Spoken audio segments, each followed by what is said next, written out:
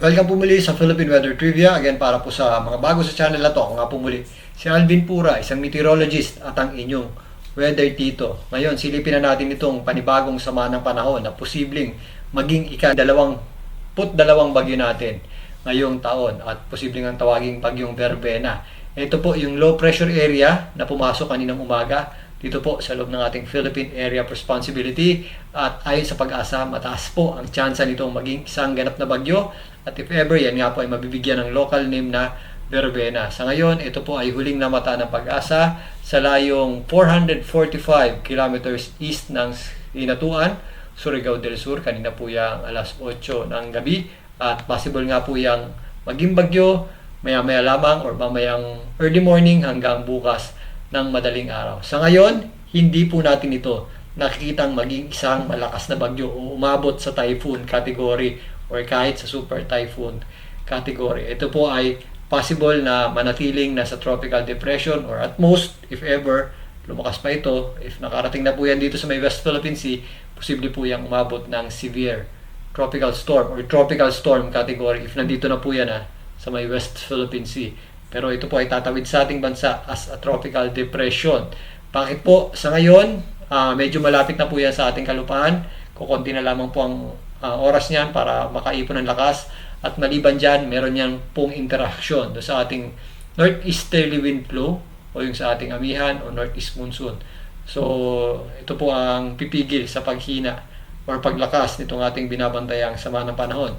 At yan po ay maaaring tumawid dito mga sa areas ng Northern Mindanao sa may Caraga, patungo po dito sa Visayas area, hanggang makalabas dito sa may area ng Palawan, patungo dito sa may West Philippine Sea. So, ang ating aasahan dito ay minimal lang na damage sa lakas ng hangin, pero if ever meron tayong mga thunderstorms, meron pa rin tayong mga malalakas na bugso ng hangin.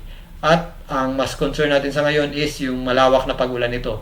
Sa ngayon, possible po yung magkaroon ng direct effect sa mga areas nga ng Mindanao, Visayas at Palawan, at yung kanyang inflow ng hangin naman at yung ating tinatawag na shear line na kasalukuyang nagpapaulan na dito sa areas ng eastern section ng Northern Luzon na malayo sa mismong binabantayan natin sama ng panahon.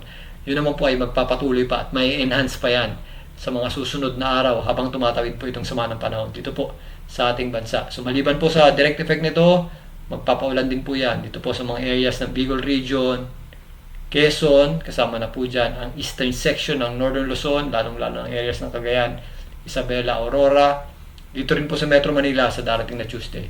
Silipin naman natin yan.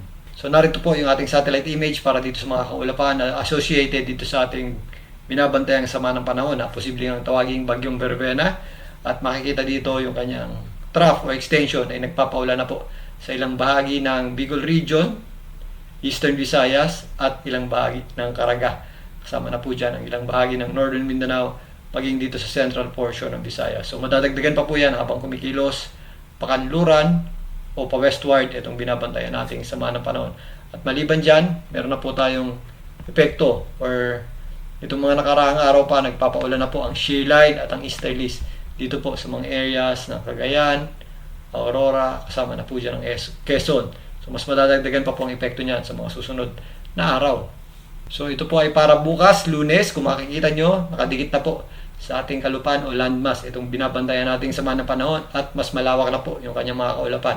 So malaking bahagi ng Mindanao, particularly ang rehiyon ng Caraga, maging dito sa Northern Mindanao, malaking bahagi ng Visayas, lalong-lalo na po itong eastern section ng Visayas at central portion ng Visayas ay makakaranas po ng mga pag-ulan na directly associated dito sa ating sama ng panahon, maging dito po sa areas ng Bicol Region, sama na po dyan ng Quezon at malaking bahagi ng Mimaropa. Ito namang shear line ay patuloy na nag-aakyat baba dito sa eastern section ng Northern Luzon, sa Cagayan area, Isabela, kasama na po dyan ang area ng Aurora bukas. So magpapatuloy pa po yan in the next few days. So mula bukas ng gabi hanggang Tuesday, malilipat na po yung ating malalakas na pag-ulan dito po sa Central Visayas at Western Visayas, kasama po dyan ang areas ng Cebu, Panay at Negros, maging dito sa areas ng Bicol Region, Calabarzon, kasama na po dyan ang Mindoro, maging dito po sa Metro Manila. Pagpasok po ng Tuesday, mas meron na rin po tayong matatanggap na pag-ulan dulot ng ating shear line o yung hangin ng northeast monsoon at ng ating easterlies na hinihila nitong ating binabantayang sama ng panahon. So maging dito po sa mga areas ng Cagayan, Isabela, Aurora, meron din po tayong mga pag-ulan dyan. dulot ng ating shear line. At nalilipat pa po yan sa darating na Tuesday hanggang Wednesday dito po sa mga areas ng Palawan. Again, yung ating ine-expect na hazard para dito sa ating binabantayang sama ng panahon ay mostly po sa mga pag-ulan. Dahil bukod dun sa mga pag-ulan na malapit doon sa kanyang gitna or dito directly associated dito sa ating binabantayang sama ng panahon o yung posibleng tawaging verbena, is meron pa rin po yung mga pag-ulan dito po sa mga areas na malayo dyan, dulot ng ating shear line.